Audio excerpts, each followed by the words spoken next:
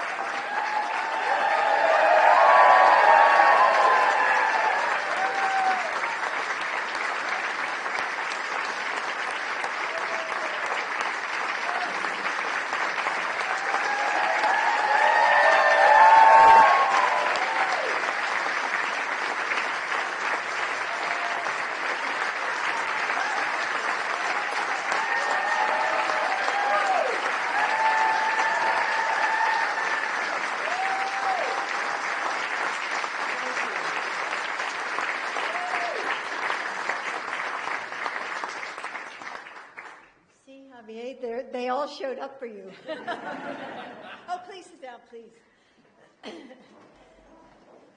So who knows the possibility of a dream better than those who traveled miles just to find it?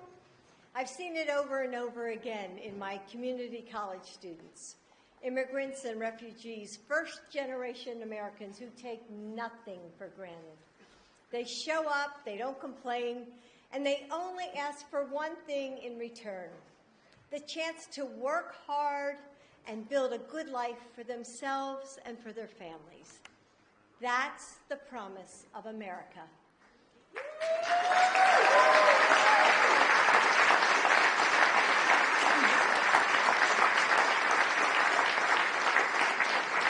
That's the promise that drew Joe's and my ancestors to the United States. That we are a nation defined not by language or ethnicity, by race or religion. That America is and always has been defined by us, we the people.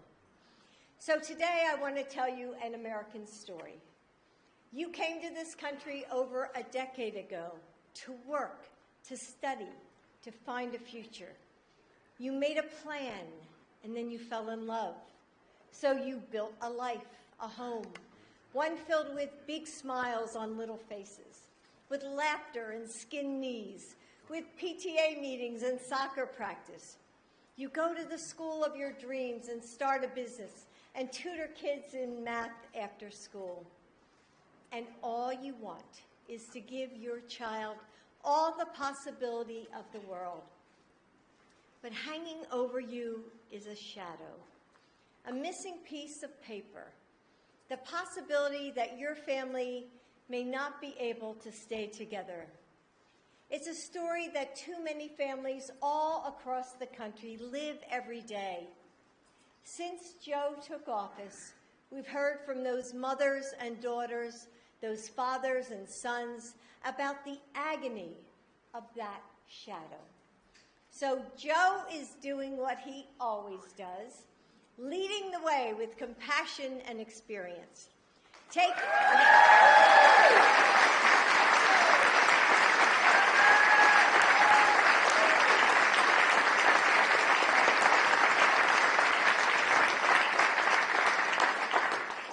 the action of our nation that our nation needs to thrive.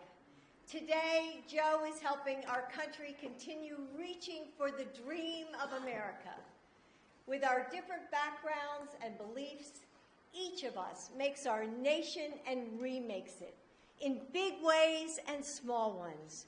We are millions of individuals that add up to something so much bigger than any one of us. And that's what Joe is doing today for all of us.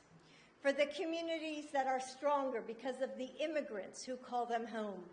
For the thousands of families who have added their bright and beautiful threads to our American tapestry. For those mothers and husbands and dreamers who have waited so long, worked so hard, and given so much. For people like Javier, who was able to pursue his dream of being a nurse thanks to DACA. Who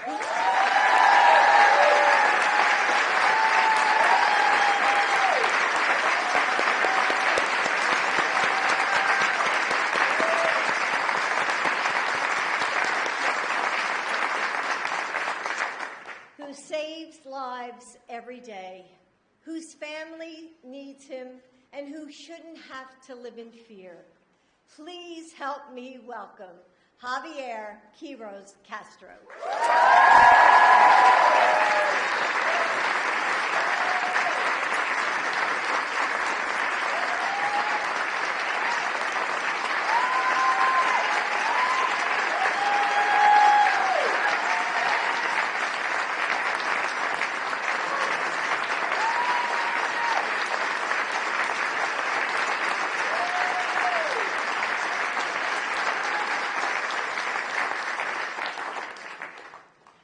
Ladies and gentlemen, my name is Javier Quiroz Castro.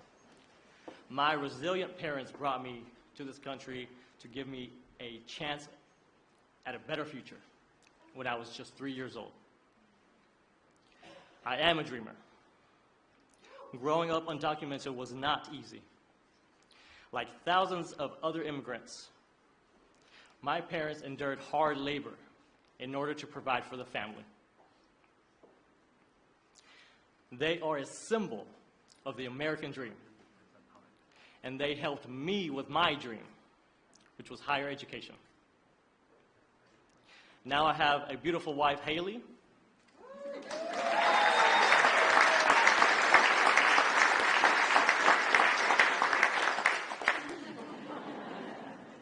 and two magnificent children, all of whom are U.S. citizens and who are counting on me. Thanks to the DACA program, by the way, created by then Vice President Biden, I was able to become a registered nurse. I have a Bachelor of Science in Nursing from Lipscomb University in Nashville, Tennessee. I now have the privilege to work for Houston Methodist, the largest, the #1 hospital system in all of Texas. Being a nurse has allowed me to give back to my community while supporting my family, especially during the pandemic.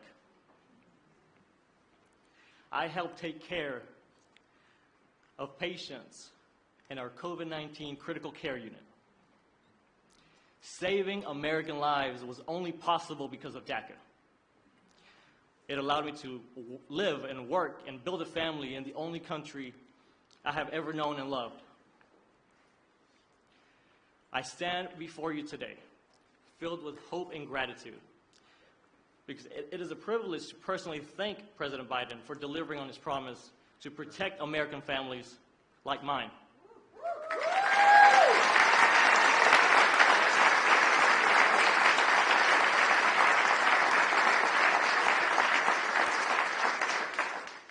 His actions today will prevent hundreds of thousands of families like mine across America from being torn apart, allowing us to continue to contribute to our communities and build a brighter, bigger future for our children. It is now my great honor to introduce the President of the United States, Joe Biden.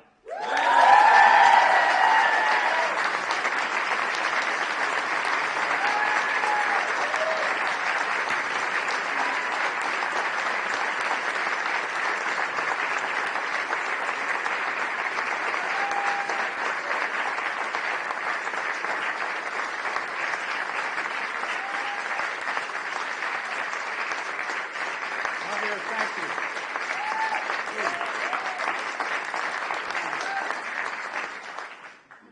Today's a good day.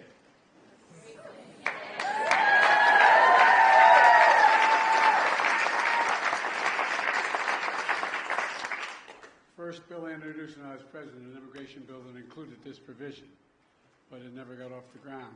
It needs a little more help.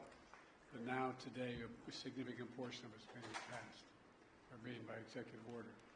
Javier, thank you for that introduction and for sharing your family story. You know, I've often said, doctors, we've been a significant consumer of health care in my family. Spent a lot of time in hospitals for our family, anyway. And I always said that doctors let you live, nurses make you want to live. Not a joke. A lot of time in ICU, a lot of time with my son, a lot of time. And, if there's any angels in heaven, they're all nurses, men and women, not a joke. So thank you for what you did help us get through the pandemic, pal, and for all you're doing for our country.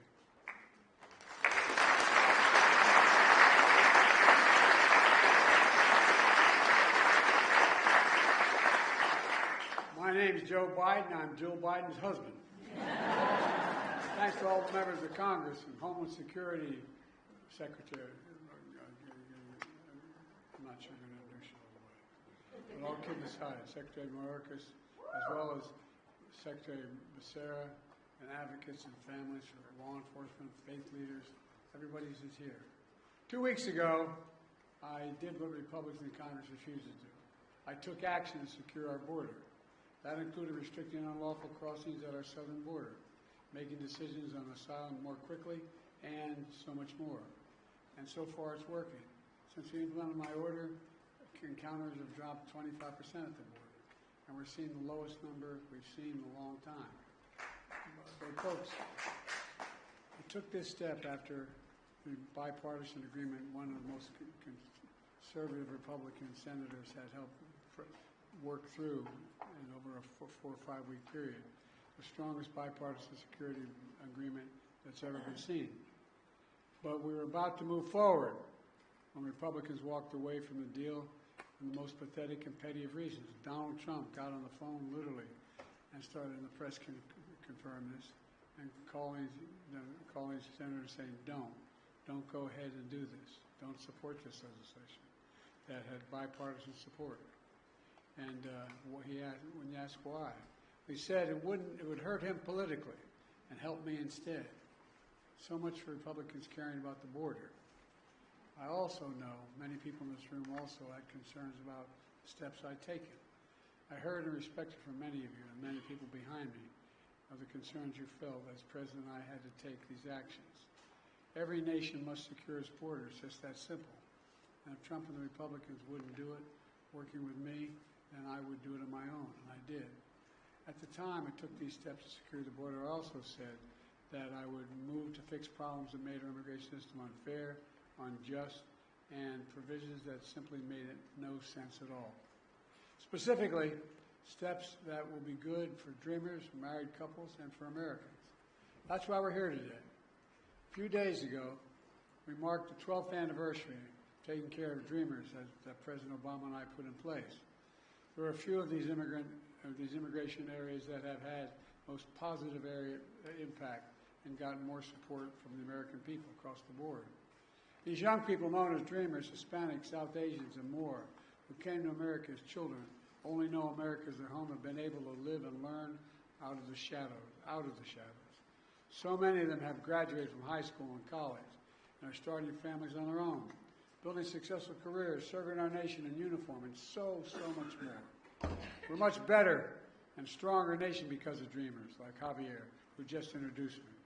So today I'm announcing new measures to clarify and speed up work visas to help people, including dreamers, who have graduated from U.S. colleges and universities, landed jobs in high-demand, high-skilled professions that we need to have to grow to see our economy grow. It's the right thing to do.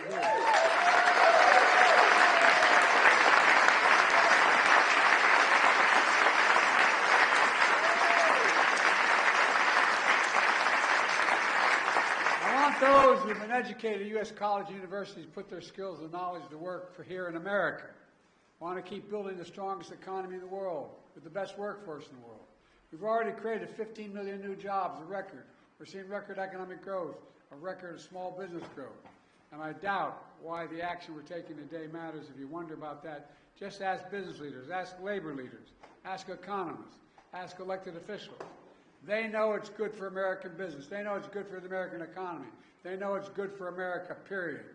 This step builds on other actions we've taken to support dreamers, from defending dreamers in the courts and expanding access to health care for millions of Americans under the Affordable Care Act, including for dreamers.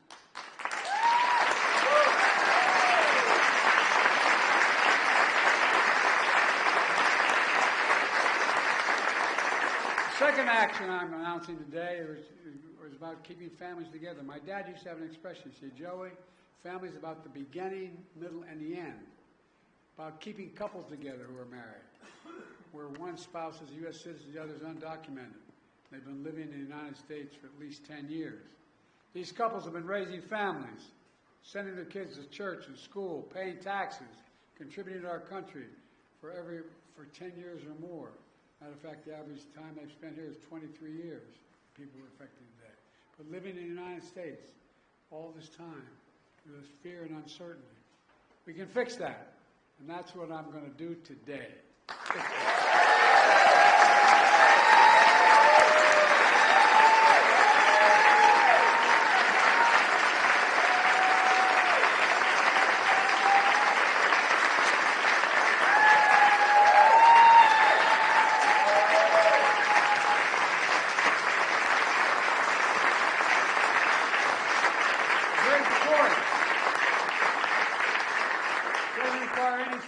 Change in our immigration law.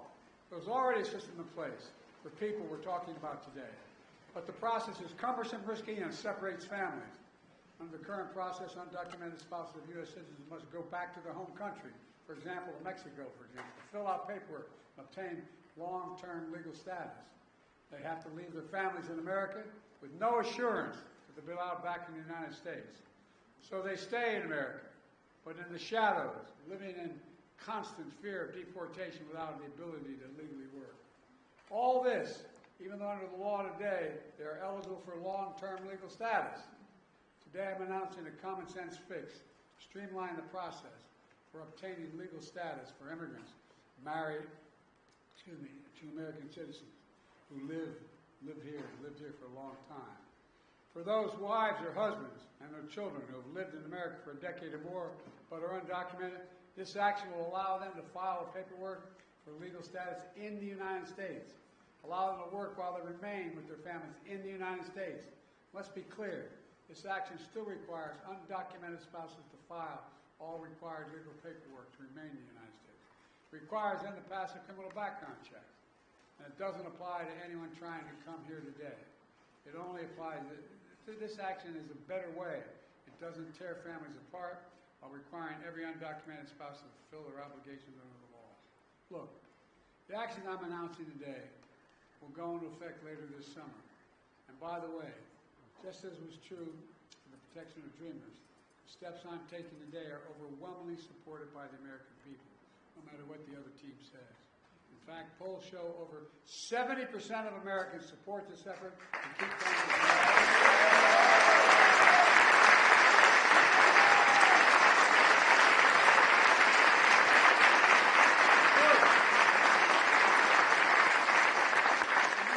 Simple. It embraces the American principle that we should keep families together. In 2013, President Obama and I took a similar action that allowed undocumented spouses and children of America's servicemen to stay together while they apply for legal status in America. Servicemen protecting our nation should not have to worry about keeping their families together, for God's sake. This policy has been in place for over a decade and is working well, and so will the new one. Look, let me close with this. I refuse to believe that to secure our border, we have to walk away from being an American. For that's generations have been renewed, revitalized, and refreshed by the talent, the skill, the hard work, the courage, and determination of immigrants coming to our country. Look, the Statue of Liberty is not some relic of American history. It still stands for who we are. But I also refuse to believe that for us to continue to be America that embraces immigration, we have to give up securing our border. They're false choices. We can both secure the border and provide legal pathways to citizenship. We have to acknowledge that the patience and goodwill of the American people is being tested by the fears of the border. They don't understand a lot. These are the fears my predecessor is trying to play on when he says immigrants. Immigrants, and his words are poison the blood of the country. When he calls immigrants, in his words, animals. When he was president, he separated families and children at the border. And now he's proposing to rip spouses and children from their families and homes and communities and place them in detention camps. He's actually saying these things. It's hard to believe it's being said, but he's actually saying these things out loud. And it's outrageous. Folks, I'm not interested in playing politics with border or immigration. I'm interested in fixing it. I said it before.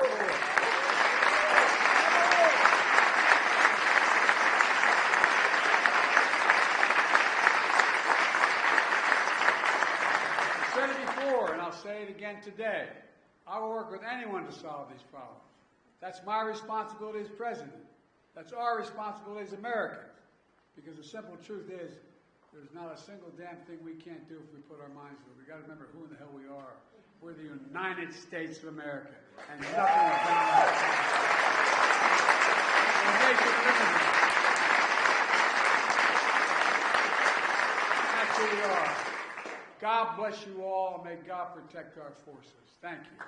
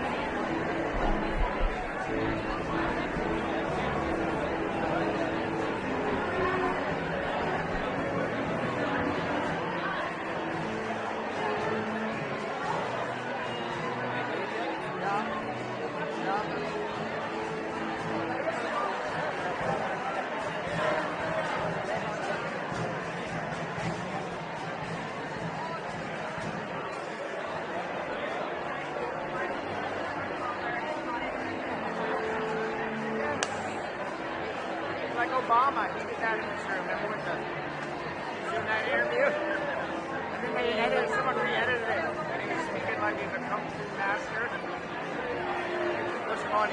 Yeah.